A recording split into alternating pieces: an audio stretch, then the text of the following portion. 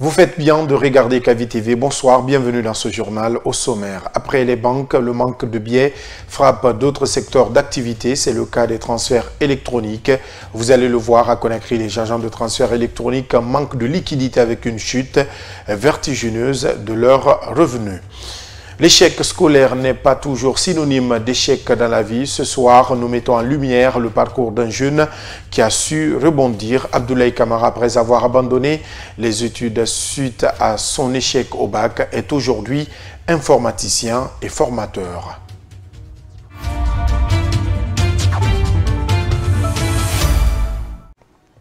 Encore une fois, bonsoir et bienvenue. Le manque de billets continue d'impacter plusieurs secteurs d'activité en Guinée. Après les banques, c'est désormais le secteur informel qui en subit les conséquences.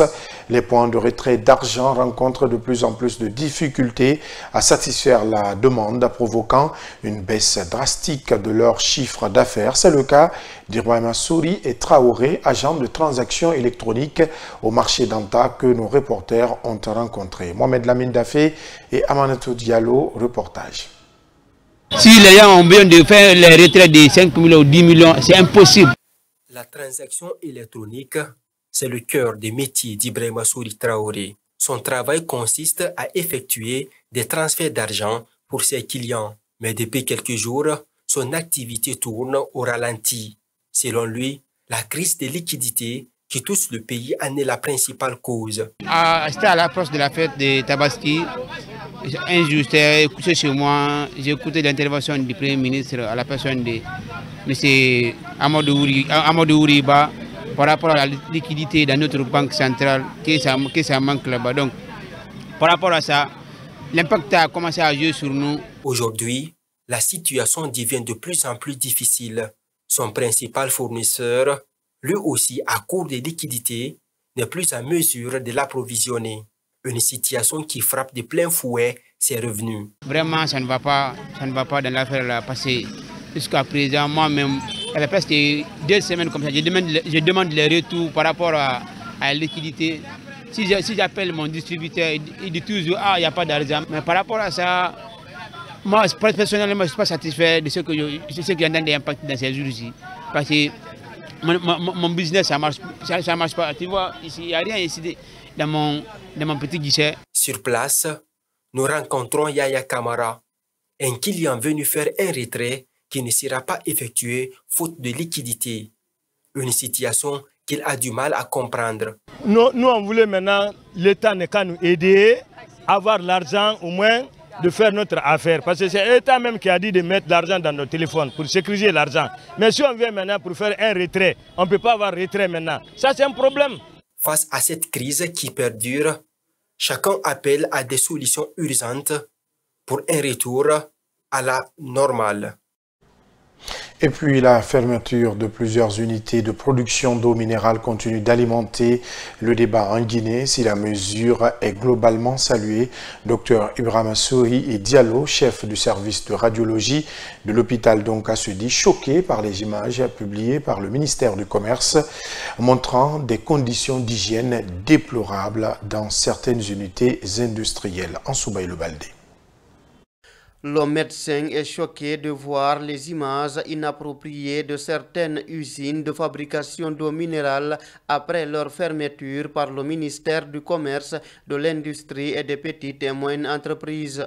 Dr Ibrahima Souri Diallo propose des poursuites judiciaires contre les promoteurs de ces unités industrielles qui, selon lui, nuisent à la santé publique.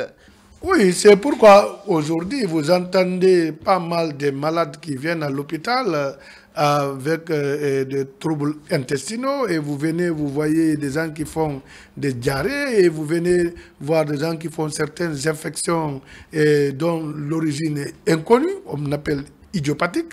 Donc c'est pour dire qu'aujourd'hui on doit féliciter le ministère d'avoir vraiment pris l'initiative d'abord de démanteler ces réseaux et puis la deuxième phase sera comment il faut les mettre devant la loi et qu'ils puissent répondre à leurs actes.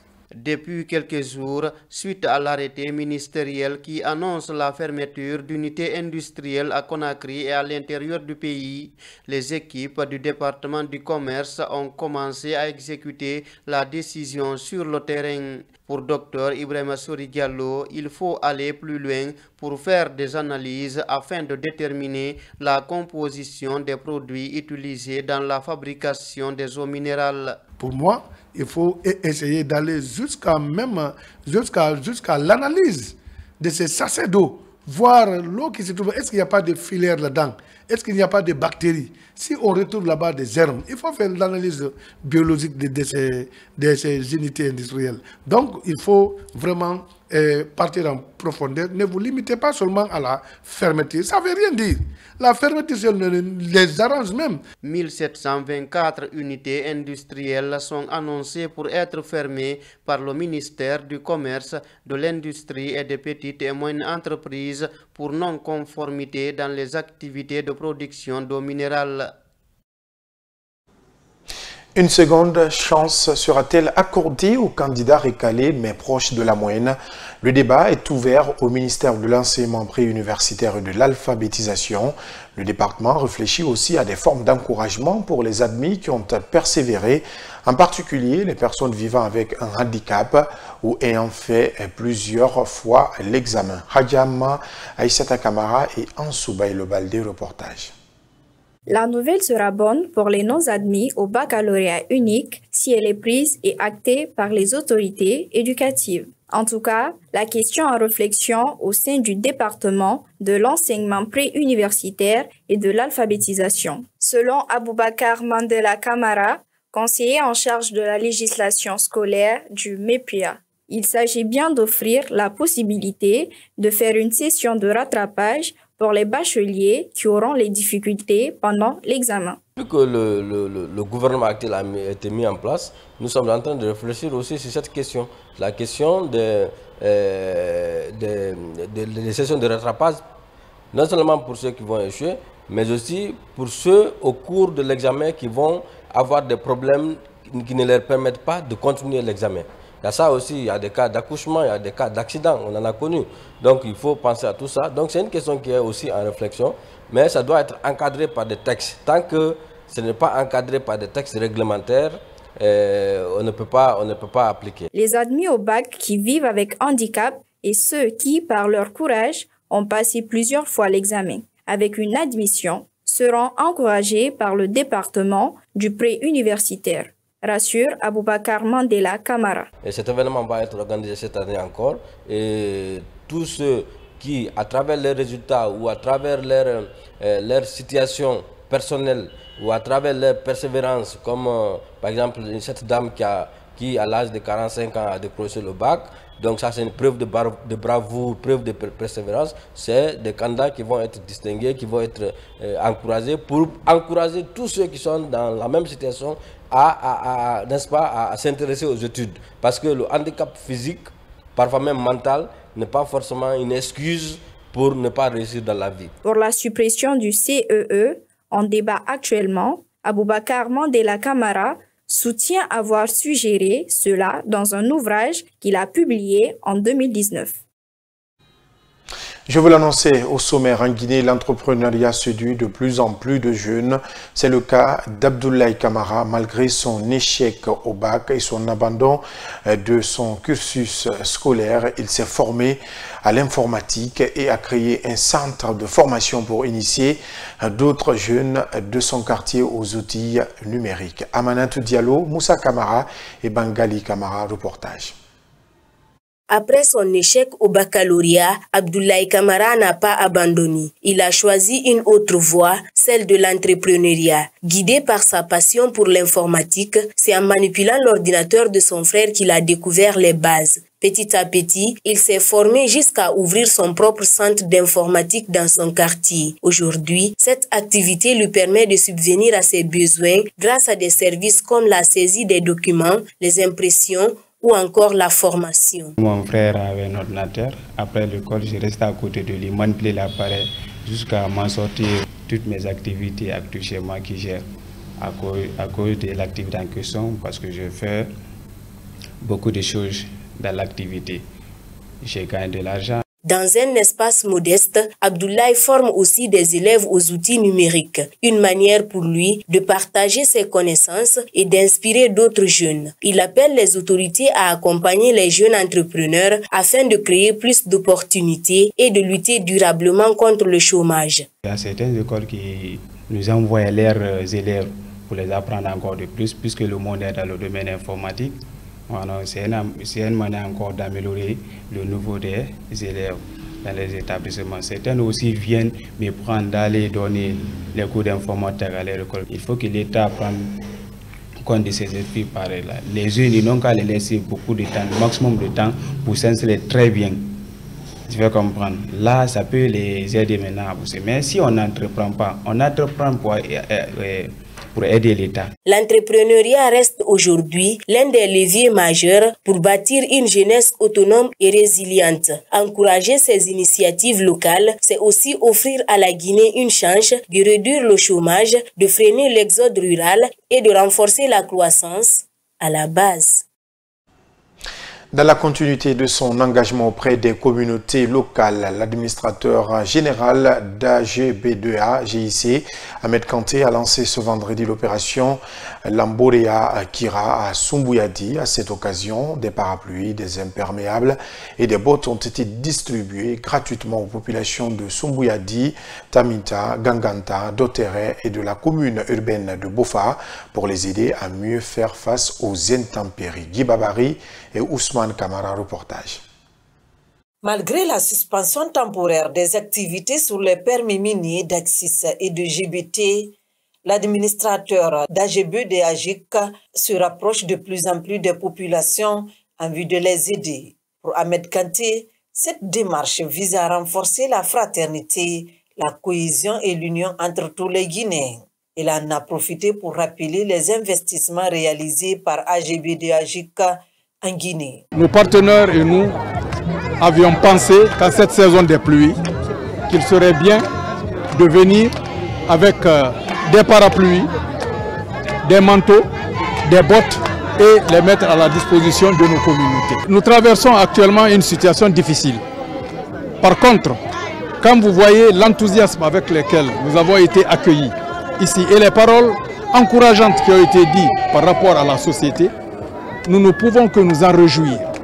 Parce que si nous nous comportions mal vis-à-vis de cette communauté, aujourd'hui, elle serait là à applaudir notre départ. Nous avons le port le plus moderne de Guinée, pas le plus grand, mais nous avons le port le plus moderne. Et cela s'ajoute au patrimoine de l'État. Parce qu'après un certain nombre d'années, tout cela revient à l'ANAIM. De leur côté, les autorités locales représentées par le président du district de Sumbouyadi ont salué l'initiative avant de remercier Ahmed Kanté, l'administrateur d'AGB-DAGIC. La population ici présente veut dire que la société AGB-2A-GIC est un vieux partenaire, très vieux partenaire de la communauté de Sumbouyadi, de la communauté de Bofa.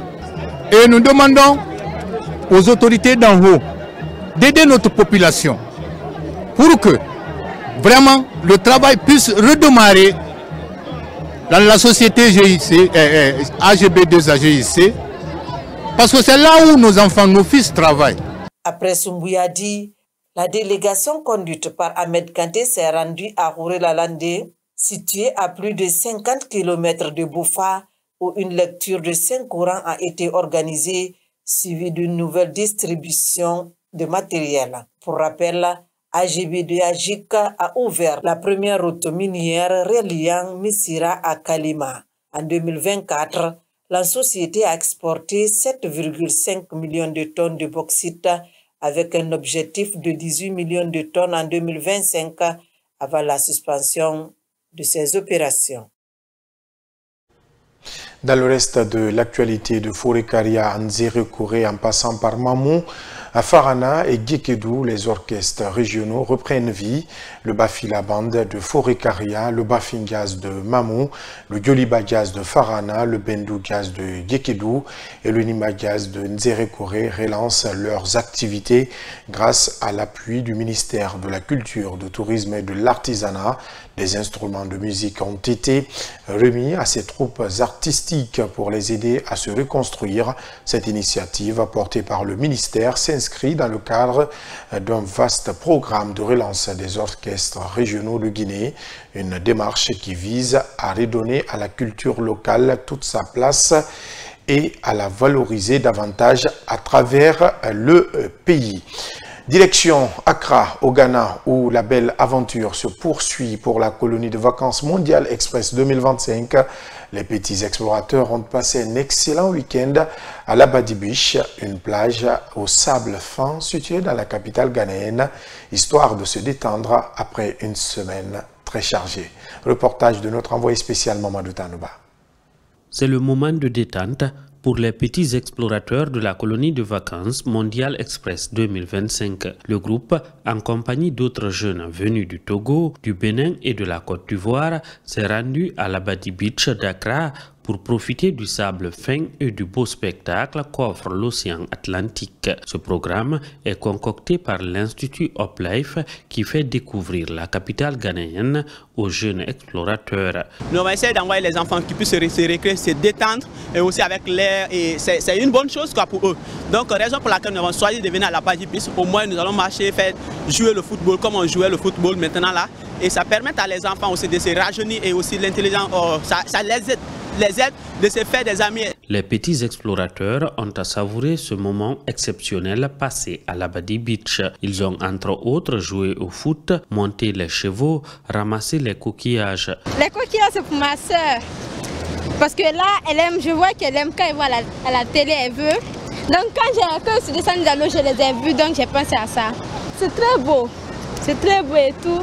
Quand on est venu, direct qu'on est parti dans l'eau. Avant on avait peur, mais c'est bon. J'ai joué au ballon, j'ai couru, je suis parti dans l'eau et tout. C'était bien, rafraîchissant et beau. Le sable était doux, c'est tout ce que je peux dire. La coordinatrice générale du projet Colonie de vacances Mondial Express 2025, Mbalou Fatoumata Sissé, accompagne les petits explorateurs dans chaque étape de cette aventure pleine de découvertes. Ils se sont beaucoup trop amusés, pas stressés, pas avec les cahiers et tout.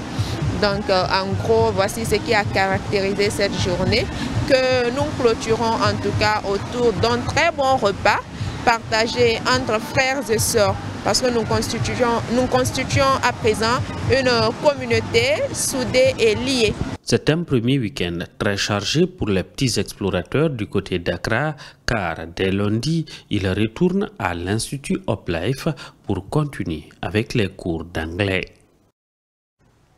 C'est la fin de ce journal. Merci à tous de l'avoir suivi. Les programmes continuent sur KVTV, le média du développement et de l'entrepreneuriat. Bonsoir.